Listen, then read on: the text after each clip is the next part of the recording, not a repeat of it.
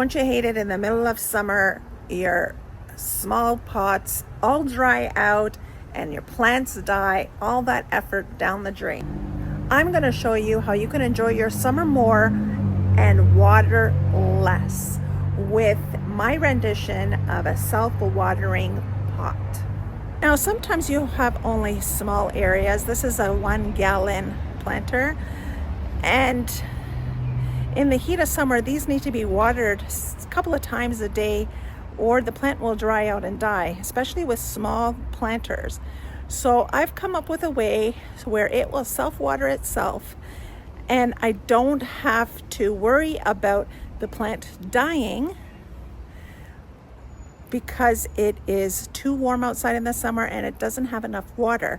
So stay tuned so I can show you how to make this 1 gallon pot into a self-watering planter.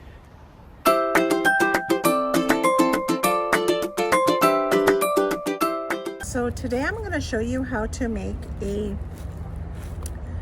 self-watering container. I don't know about you, but I've got tons of these like empty containers.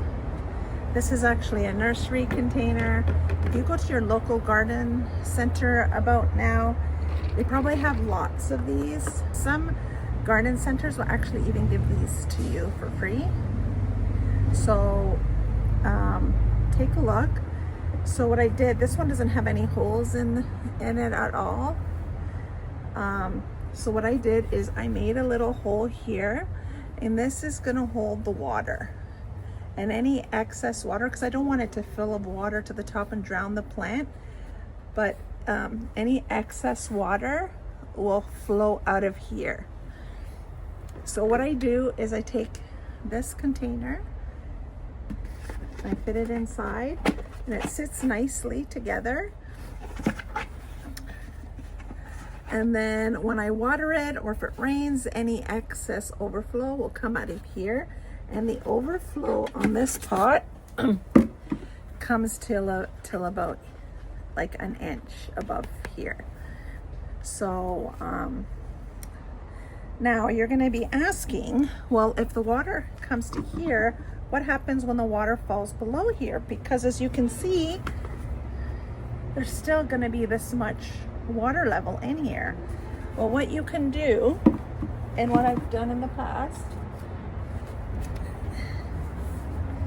is you could take like a terry cloth or a old cotton t-shirt, cotton towel, cut a strip and feed the strip into, so it comes out of the bottom, and then one will come out this way, and I'll show you what I mean. It's not a very large pot. I would say this is, I want to say this is like an 8-inch pot, maybe 8 to 10 inch pot in diameter. So it's not a very big pot. So due to the fact that it's not a big pot, I have this cotton rope. You can get this on Amazon, but you can look up Wicking. This is cotton, just cotton rope. You can look up macrame rope, that will work. And this is a 16 millimeter width, so it's just smaller than, I would say, half the size of the width of my pinky. So I'm going to use this because it's a small pot. If I was using a larger pot, like I do this with 5 gallon buckets, which I will show you, for larger plants like tomatoes and peppers, I will use strips of this because I can make I can cut wider strips. Like one strip of this I think would be too, you would need multiple pieces in order to give your plant enough water. So I will use a towel for that. But because this is just a small nursery pot, I'm gonna go ahead and use the wicking rope. So macrame rope, if you use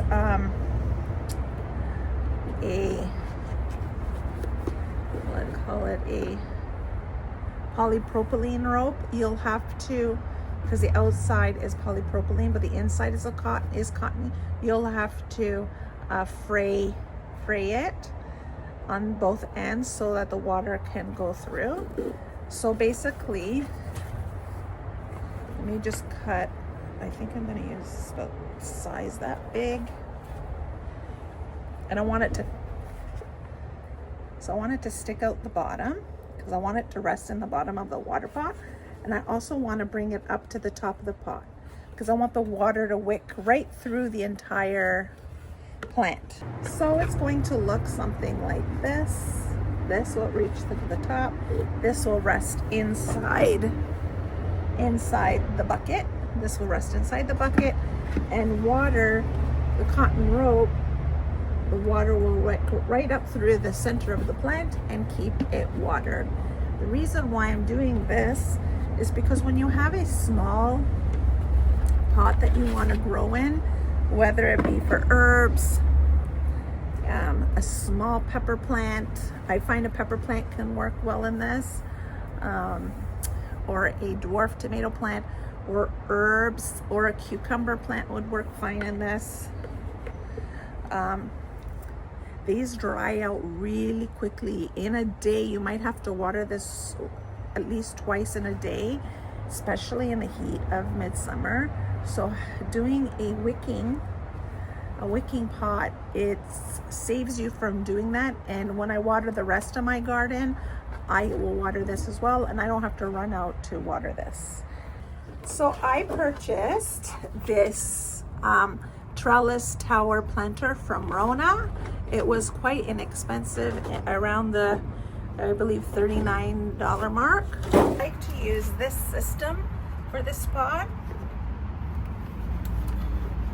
So I'm just gonna tuck this inside. Fits this perfectly. And then I'm gonna sit this pot right on top like that, and it will water itself. So I'm going to get another strip. I think I want to do 2 strips, and then we'll fill it up with soil and plant the cucumber. So just to give you a demonstration, we have this 1 gallon pot, this 1 gallon container. We have this other pot, nursery pot, does not have any holes in the bottom, but has a drainage hole part way up, and that's a good like 4 inches of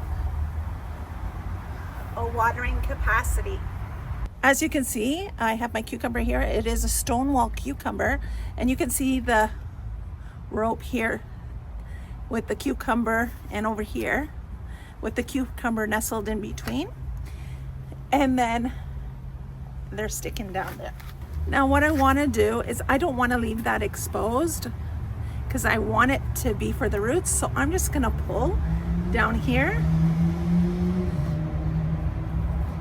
Hopefully I don't drop this. I just pulled it down so that the rope, the top of the rope, kind of is near the root area and not the stem area. I'm going to put this pot inside. I'm going to try not to damage my cucumber. Put that there, and now I'm going to water it.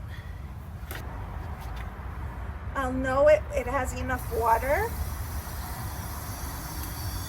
once I see water coming out of the bottom of this pot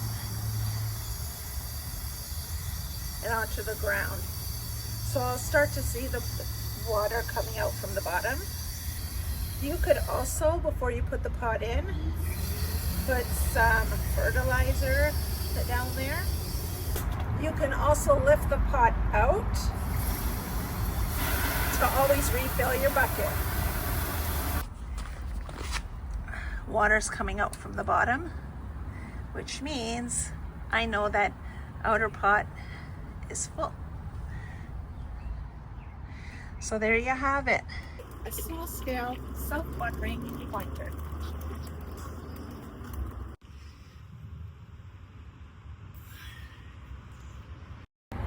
So thank you for joining me today as I show you how I make my version of a self-watering pot. I hope that helps you to water less and avoid dying plants in the heat of summer. But if this was helpful at all or you found it interesting, please give this video a like and subscribe if you haven't. Thank you so much for spending time with me today. Take care. Bye, friends. See you next time.